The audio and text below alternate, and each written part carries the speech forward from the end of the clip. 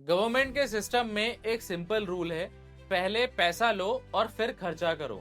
अगर बजट खत्म हो गया है तो खर्चा रुक जाना चाहिए और इसी डिसिप्लिन को इंश्योर करता है rule number 64 of GFR 2070, additional allotment for excess expenditure. इस रूल को बिना पार्टों में समझाया गया है। इसका पार्ट नंबर 1 ये कहता है कि हर सबऑर्डिनेट अथॉरिटी को ये इंश्योर करना चाहिए कि जो अलॉटमेंट उसके पास है उसके अंदर ही एक्सपेंडिचर हो, और अगर लग रहा है कि एक्सपेंडिचर अलॉटमेंट से ज्यादा होने वाला है तो पहले से ही एडिशनल अलॉटमेंट मांगनी होगी, उसके बाद ही एक्सेस में स्पेंड कर सकते हो। और इसलिए हर अथॉरिटी को मेंटेन करना पड़ता है liability register in form of GFR 3, जिससे पता चलता रहे कि कितना कमिटमेंट और कितना पैसा बाकी है। आइए एक एग्जांपल के साथ समझते हैं कि मान लीजिए पब्लिक वर्क्स डिपार्टमेंट को 10 करोड़ का बजट मिला रोड रिपेयर के लिए, पर 20 साल में एक ब्रिज कोलैप्स हो गया और एक्स्ट्रा रिपेयर के लिए 2 करोड़ और चाहिए।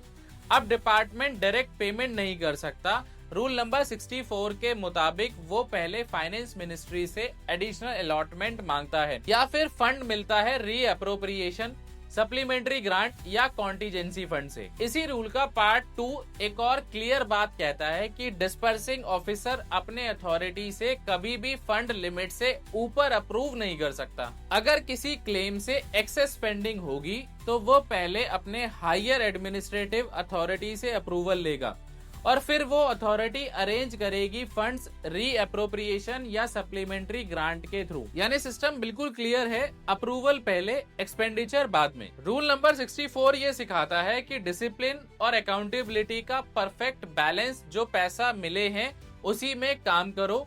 अगर ज्यादा चाहिए पहले अप्रूवल लो और फिर पेमेंट दो।